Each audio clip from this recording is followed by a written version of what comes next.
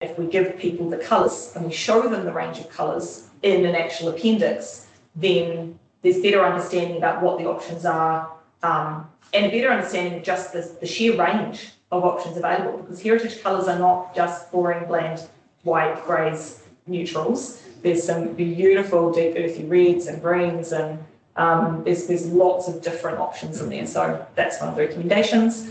We have two submitters, neither of which are appearing, but they're both tabled some comments. David Truscott remains concerned with the heritage colours and would like more flexibility there, and Foodstuffs is concerned with the discretionary activity status of some of the activities under HAR4, which is the new buildings and structures rule, but no other issues raised in the recirculated evidence, aside from infrastructure, which I'll get to. Next one, historic heritage chapter provisions.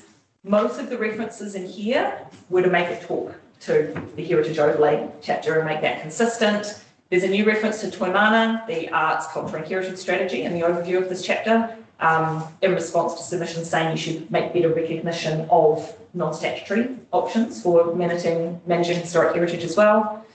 A few changes to policies in here and some additional assessment criteria about having regard to the outcomes of Heritage New Zealand consultation and iwi hapu management plans and policies, and alignment of rules and standards. Again, no outstanding issues raised in the pre-circulated evidence, but there might be more coming in the next couple of days. And my last slide, I promise, the infrastructure and historic heritage. So we will be hearing from Top Energy later today. They are the only submitter that's raised issues with the historic, with the infrastructure rules in these chapters. The telco companies have issued a statement saying they are supportive. So I might leave it there. Their main concerns are the 500mm earthworks threshold, the 1 metre locational flexibility, some confusion about the use of the term all zones, and they want more consistency between HAR6 and HAR10. So I will leave that there, unless there's questions of clarification from the panel now. Otherwise, I will be passing over to Teresa.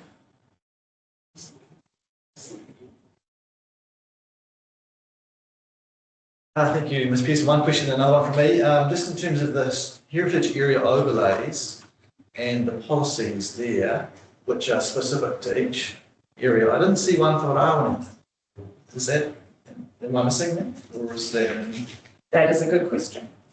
Because there's 9 heritage area overlays and I could only count 8 policies. But I might have got that wrong. I will have a look. They've got the Rawene Heritage Area Overlay has got a section in the overview. Yeah. Yeah, I saw that. Thank you. But not in the policy sense. Yeah. That is an issue that actually hasn't been picked up in any of the submissions. I agree, it's an omission. Not sure about a submission to address that. It's a bit of a gap. It is a bit of a gap. Okay. Well, I think we should park that. When we get to the end of the evidence, we'll be asking you some deeper questions. Absolutely. You can perhaps have a pre-written reply on that one. Thank you. So that's a thank you. Look, I'm trying to keep to our timetable, so we'll go to the next plan. Thank you very much for a very, very thorough review of that section. Who's up next? I'll pass over to Teresa. Thank you. I just need to, Mr. Chair, just raise a small procedural matter in relation to sites and areas of significance to Māori, and it is that in regarding Appendix 1.2, recommended amendments to Schedule 3, the appendix publicly notified didn't include the Clause 16 amendment published in on the 23rd of August 2024. So I'm just raising that as a procedural matter and to inform the panel, and I'll rectify that in the written reply. Okay. Okay. Well then, yeah, well, that can be included as part of the 42 report, so we can keep this thing here. Okay. So just in relation to this chapter, site areas of significance to Māori in terms of the overview of submissions, there were 33 original submitters, 73 submission points, and 242 further submitters in 1820. submission points. And that's largely to the active further submissions of the Waitangi Marae Kaitiaki Trust submissions. Submissions from were broadly familiar authorities in commercial development, entities, an iwi development trust located in Te Haku, which is a organisation that was set up as part of the Te Haku Tree Settlement Social Accord, a Marae Trust, local government, central government agencies, heritage and Taonga, system infrastructure providers, and interested groups and individuals. The key matters were raised in submissions were cultural appropriateness and clarity of wording and the objectives, policies and rules, and the addition and removal of sites and areas of significance demanded from Schedule 3. The key recommendations made in the 42A related to amendments to objectives, policies and rules, and amendments to Schedule 3. So, very good. Thank you.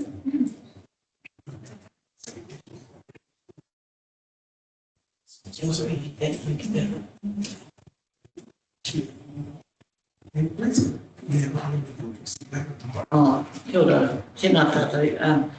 Teresa, on in your Schedule 3, pages 3 of 21, 4 of 21. Just te tiroa ki e tahi o ene wāhi nei, i raro i te marau, i raro i te, i te marara o Ngāti Kuri, engari e whenua no Taupori. Some of the sites that you identified in your reading of the evidence have been raised as part of by the Commission Government. That's correct, as part of evidence. Still a moment, unfair with the Commission.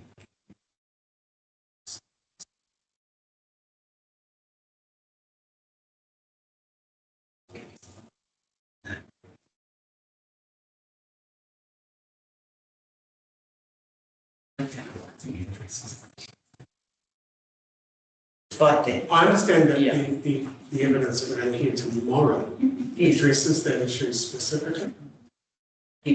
Yes. I'm not sure about this. The specific sites you're referring to, I have to check that against evidence, but I think... I'm just wondering whether we'll probably go into that, I think, possibly tomorrow. I think maybe the best way to do that procedurally is to hear that evidence. You're raising questions as to who should be the requesting authority and who has the authority to do that. I think that's very germane to what we're going to hear tomorrow. So what I think is we can do that tomorrow. I'd be very happy with that. Yeah, thank you, Mr. Chair. There's some of the procedural matters that Burkhardt has spoken to the relevant as well. So, and we're also continually reviewing to clarify some of those matters in your quick district plan. So, yeah, I support the approach. I think that hear the evidence and also, too, I'd like them to be in the room absolutely to hear Commissioner Hawkins' question to the planner so that they can then respond to it as well. And, you know, everyone who's interested in this issue should be here, and I know who they're here today. So, okay, great. Thanks very much. Yeah. And just so for my benefit, just to clarify that discussion, does that also relate to paragraph 316 of your report, where you are asking a whole lot of unresolved questions, and you're seeking to hear a bit more evidence about those questions before you give us a firm recommendation in your reply? There's a few bullet points under 316A, which go on to page 56 to 57. Sort of raising a few questions that left me hanging a little bit, but bear with me. yeah.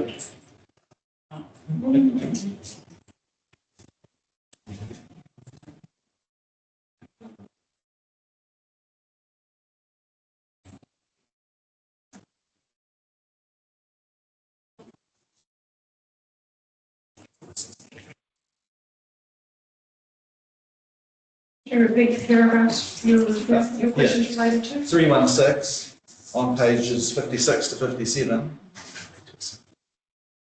Under A, recommending accepting submissions in principle with the following clarifications sought given the information provided, and then you've got all bullet points with questions. Just wondering who's going to answer those for us, or to assist us. Yeah, that's a good question. I don't think we have any evidence that it's not, I don't think it's related to That's different. commission. Okay. I'll read this question, but there's still a good question. Okay, so should we just wait and see how we go? Maybe in your reply, you can give us a bit more of a definitive. Yes, all right. Yeah. Okay, that sounds good. Thank you. Thank you. Double checking the reference. 316, paragraph 316. Thank you. A. But yes, I was hoping there would be evidence for one of those questions. Yeah. Okay, it's good. Yeah. Thank you. Thank you very much. Right, so my next topic is it notable trees now? Yep. So notable tree. In terms of the overview of submissions for notable trees, we have 20 original submitters and 42 submission points, 100 of 21 further submitters and 80 submission points. The main submissions were from network utility providers, government organisations, local companies, key interest groups, and individuals. Thank you. The key matters raised were clarity around definitions, clarity around policies and rules, particularly relating to pruning and trimming of notable trees, the safe and efficient use around infrastructure and network utilities, consideration to emergency tree works, and the addition or removal of trees from the notable trees schedule. The key recommendations in the report were amendments to the definition of root zone area, minor amendments to the policies and rules, the removal of the requirement to have a level 6 arborist, and the addition and removal of notable trees to the schedule. During hearing 11, it was brought to my attention that Top Energy Limited had submitted a definition for emergency tree works, which had been allocated to the definitions topic. Upon review of the submission, I considered it to be more appropriately addressed in the notable tree report. As a result of the clarification of what constitutes emergency tree works, amendments to the Section 42A report had been made as part of an addendum which was made available prior to the hearing. The key amendments introduce a new definition for emergency tree works and provides for permitted activities within Policy 2 and Rule 8 to allow these works. Next one, please, okay. The key issues raised in the evidence. Top Energy has raised the following key issues in the evidence. They have sought amendments to the objectives and policies to enable the operation, maintenance, and upgrading of essential infrastructure. They've requested the inclusion of a clear definition for emergency tree works and for such works to be permitted under relevant policies and rules. This was addressed in the addendum. They've recommended using more flexible language, e.g. replacing and with or, opposed the requirement for arborist supervision and a 14-day notification period to council before commencing work, and requested consistent terminology, particularly the use of notable trees and infrastructure to ensure clarity through the provisions. David Truska provided a statement clarifying his intention was not to remove the notable tree he submitted on, but is not appearing at this hearing.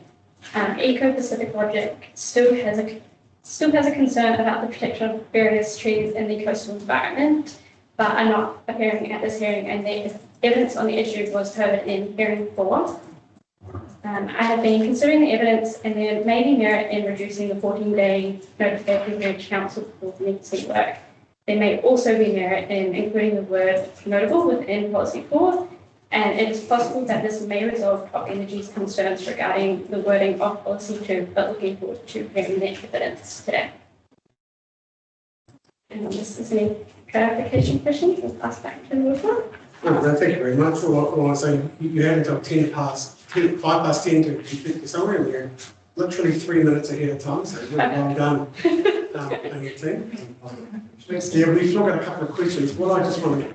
Sorry, I've still got a Is that right? We do, but that will be quite brief.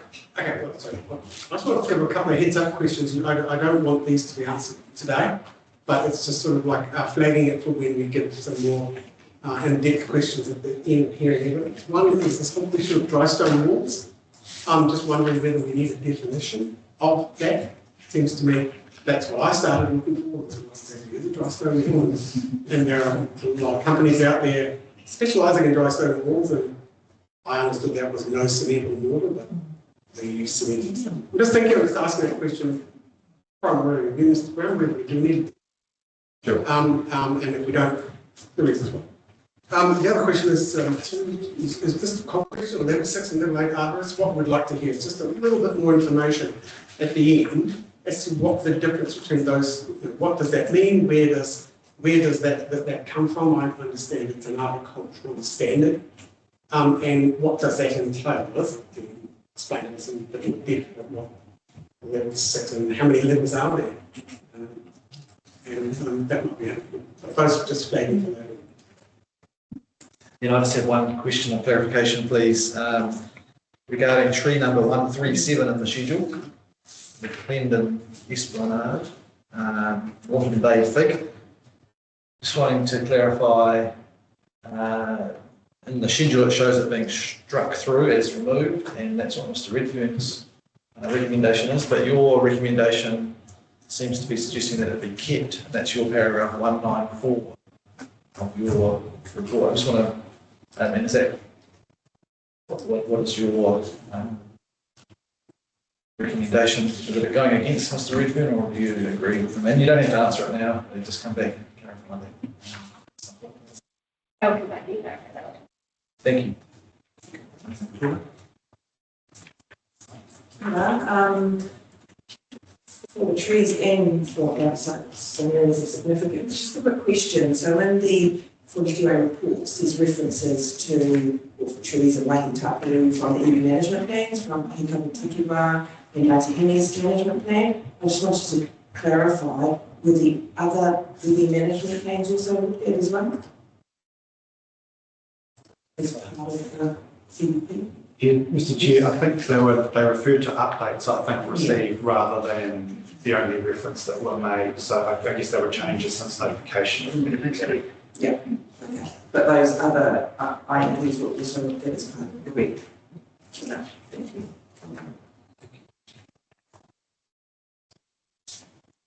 I think I support that question. Okay, and sorry, yes, we have got it out. Okay, we go. We'll rip through this one. So Still plenty of time. the outstanding areas really have been raised by John Andrew Riddell, and they predominantly relate to the interaction between the Koroareke-Russell Township Zone and the Koroareke-Russell Heritage Area Overlay. And the operative district plan dealt with this predominantly through a zone that had heritage precincts. So this is I guess a slightly different way of managing it. If we go to the next slide.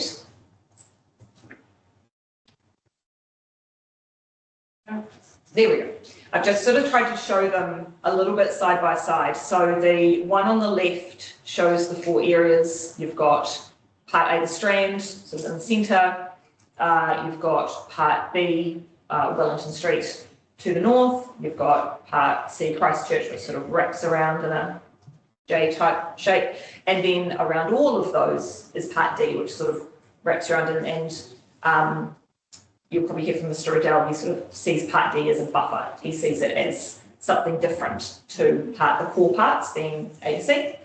The actual Koroareke Township zone is in the grey on the right side. So when we talk about the two, they don't exactly overlap. The zone itself manages a lot more land all the way up to the eastern side of the peninsula, and there are lots of other zones that are also in the heritage area overlay. So It sounds like what Mr. Adele is concerned about is maybe some of the translation of how the operative district plan provisions have been translated and moved into the PDP, and if I have misunderstood how those were meant to work, he's obviously very intimately involved with how they were drafted in their history, so I'm going to be very interested to hear from him today to understand the areas where I may not have translated, that may not have translated exactly the way that it is meant to. If we go to the next slide, yeah, my key amendments related to, you'll hear today about the Kororareka Russell design guidelines, and there are sort of two things being talked about there. The only design guidelines as such that were included in the operative district plan were in section 11 in the assessment criteria chapter, section 11.21, which were a set of assessment criteria for the Russell Township Basin and Gateway area. And those were, I guess, they were like guidelines used for assessing things. So I agreed with Mr. Adele in part that some of the flavour of those guidelines, there was merit in it, there was value in it, and to translate it over, I did not copy it over exactly. I was looking at refining the wording. It was very detailed, very wordy, and I was looking to refine it, not losing the intent of it. But I understand Mr. Adele is going to be asking for a standalone design guideline document prepared in 2007, initially drafted by Sam Reed Architects. He would like that included and incorporated into the district plan. I just want to be really clear that that was not included or incorporated into the operative district plan either. It is always sat alone as a standalone design guideline document. So I have not pulled that in. And speaking with Mr. Brown about it, those sorts of guidelines, he's sort of the opinion that they need to be regularly reviewed, and 2007 captured the moment, that particular moment in time, and it may not necessarily be fit for purpose now. Well, unsurprisingly, I've got a number of questions from Mr. Adele. So I think what I will wait until we get that evidence, and then we might Absolutely. to respond if you're wanting to, or you can keep your powder dry and keep until the end of the presentation, and that might be an opportunity to have a bit of a three-way discussion. I probably have some clarification questions for Mr. Adele as well. So yeah, I think at this point I might leave it there, and we'll hear how it's presented. I have an unrelated question. Just quickly, standard 4, setback from mean water springs is to be deleted. That's your recommendation. What's the rationale for that? So that's a consistency recommendation. We've recommended that that has been deleted in all of the zone chapters, and it's been graded across the board. So that's not related to any specific relief requested by submitters for this topic. Right. It's a consistency question, because that standard has been moved into the natural values part of the plan. Thank you. Yeah, well, thank you very much, Council. It's a very comprehensive and informative summary. And we had read all 42 able forms, but it's really nice, good to have it succinctly summarised for us again. So thank you very much for that. So now we move to the submitter section of our hearing. And our first submitter, I believe, is on remote video conference link, and that is Mr. James Frater. Good morning, Mr. Frater. Can you see and hear us? I can see you, yes, and I can hear you. Jolly good. Okay, so we have you on screen here. So we hand it over to you to present your submission. Okay, well, just to introduce myself, ko Jim Frater ahau. I'm a member of a family which has had ownership of Opunga Cove for over 100 years. Just a little bit of history about that property. It's completely surrounded by Murray land. It was originally known as Montefiore's Grant. It was and we understand it may well have been the first grant made after the treaty was signed. It was sold by the Ngāpuhi chief Wharerahi to John Israel Montefiore in 1836 and then ratified in 1844. There were 2 or 3 owners after Montefiore, and my family bought it in 1919. So that's a little bit of background. We've basically kept it as is, and we've even covenanted under the QE2 National Trust a portion of that land. So I for some years I've been, and my cousins have been wondering whether there were 2 trees in that bay on the foreshore which should be noted as notable tree, and at the same time a tree in the adjoining bay, which is known as Te Hui, I thought should also have a notable tree status. I've got a map. I don't know if you can see the map here, but Opunga Cove is there, and Te Hui is just round the corner there. So it's so if I could just start with the tree in Te Hui first, that is a tree which, from when I was a small child, have been told that was the tree under which the French explorer Marion Dufresne met his demise in 1772. And that's backed up by some authoritative historical writers. Leslie Kelly wrote a book called Marion Dufresne at the Bay of Islands in 1951. Unfortunately, I don't have a copy of it here. It's up. I'm in Auckland at the moment. It's up at my cottage up there.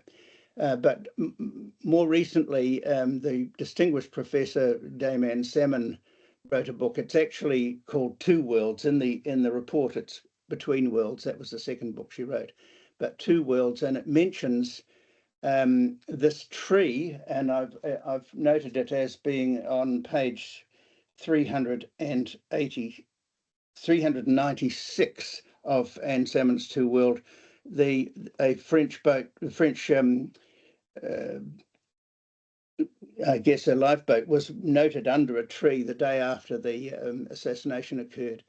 So I won't go into all the details of the assassination because it was a very terrible thing that happened then, and the reprisals which were taken on the tangata whenua by the French, who of course had muskets and the tangata whenua didn't. So that happened on Moturoa Island. But I thought that the tree under which Dufresne is reputed to have been killed should have a notable tree status. There's also there is a plaque was put up in 1972, and I can show you a picture of it there, which is a historic places plaque, which says in 1772 2 French ships under the commander by Marion Dufresne anchored near Moturoa Island in May to July. In this cove, Marion and 2 of his boat's crews were killed. And that's a standard historic places plaque. And I took Mr. Redfern around there when he visited on the 5th of February, and I don't really want to, I think I could take Mr. Redfern's report as read, really, because it's all there and I can't add anything to it. But this is just a more historical background to it. So I propose that tree should be noted as a notable tree. I see that it does qualify under all the criteria needed to under the STEM report, and so that's just a little bit of extra history I'm trying to give you. So that's one tree. It kind of interlinks into the next two as well. So do you want me to keep on talking about those ones? Yes, please continue. Well, we might ask some questions. Okay. The next ones are actually in Opunga itself as 2 very large trees on the foreshore. That forms part of the wider property which I have an interest in. But the other very interesting thing about Opunga is that Anne Salmon suggests that it's on that beach that a major tapu was broken by the French when they dragged a net for fish, and the bay was under an extreme tapu because dead bodies had washed up there previously and the tapu hadn't been lifted. So those 2 trees which I'm proposing were about in the place where the French dragged the net, which caused the whole issue of the conflict between the French and the tangata whenua.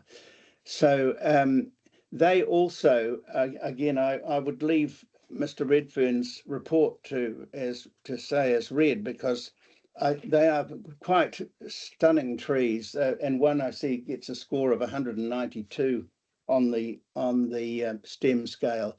So that's why I'm proposing those ones. They're a feature of that bay.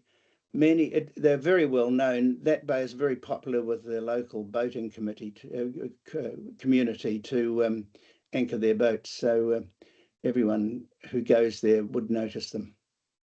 So I think that is the picture of the history of this, and I'm just I'll leave it at that. Questions for you. I'll start. So is that information that you refer to, those reports, have they been supplied with your submission, or have you supplied those to the council officers for their information? And no, I got them from the council. They're the arboricultural technical report, which I assumed that you would have been supplied with. Okay, that's fine. What I might do is I might just ask the council, because I was looking again at the 42A report, and I'm not uncertain of the recommendation with regarding. Yeah, so is council recommending these be scheduled? Yes. Yes, they are. So, Mr. Frady, are you aware that the council officers have listened to, acknowledged your submission and recommending that those trees be scheduled? I saw on the recommendation that it was approve in part, and I didn't know what the approve in part was. Yes. Maybe we'll just let council officers explain what approve in part means, and you can respond to that if you're happy. Right. Yes, 1 second, please. Support in part, you said, actually. I've just looked at it. Mr. Chair, maybe we can respond to the submitter directly when we've got a bit of time, and immediately. You haven't quite got that as well. You haven't got those reasons right to hand, that's fine. I mean, if you want more time, that's fine. Cool. I'll just say to Mr. Frady, see whether he's going to be available. Are you able to listen? Yeah, so we'll be able to put in some silent. How much time do you think you need? Because I want to see whether Mr. Frady would like to stay present in the hearing. Yeah, I mean, we can certainly contact them directly. If the question is why is it in part only, we can contact them. Yeah, and then you can put that in your right diary. Yeah. But just for his sake. So what we'll do is one of the council officers. Mr. Chair, sorry, we have council. Long enough. Both of those trees have been accepted fully into the schedule. They have been accepted individually rather as a pair. Oh, I see, and that's why it's in part. Okay, I'll explain that to you probably in more confused English. The reason why they said support, you had asked for the pair to be scheduled, and the council says we can only schedule individual trees, but have said they want to schedule each individual tree rather than as a pair. So it sort of becomes a game of semantics. Both trees will be scheduled. Right, that's excellent. Right, that I'm happy with that. Yes. Okay. So I think that probably addresses the concerns you had. Do you have any other matters you wish to raise? No, just that the tree that I was first talking about, the tree under which it is said that Marianne Dufresne was killed, that there's a support in part position put on that as well. So I'm not quite sure why that would be. That one has also been accepted fully. It's also been scheduled. Okay, that's great. So the support in part was because of? To my knowledge, they are accepted. Okay. And I will just double check in the appendix that reflects. The planner assures me that it has been scheduled. Oh, that's it. That's excellent. Very good.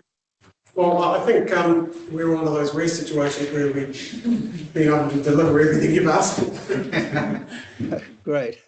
You got anything else to add? I don't have anything else other than what I've said, really. I won't mention what's happening in the bay. Well, I will in the bay just over us, where somebody wants to put a very inappropriate marina in, but that is totally out of this. That's for another day. So thank you very much. Yes, I'm sure that matter will come up in due course. Well, thank you very much. Okay, thank you. Good. And submission, and thank you very much for attending. Thank you. Good. We are now to team So the Pioneer Property Owners Group, Inga Ansler, did I pronounce your name correctly? Yeah, Inga? yes. Okay, so we're just going to have a wee bit of a comfort break. We'll take 20 minutes, and then you'll be the first up after that. Okay, thank you much. We're adjourned until, you can call it 20 minutes to 11. Thank you. Perfect. I am stopping the recording.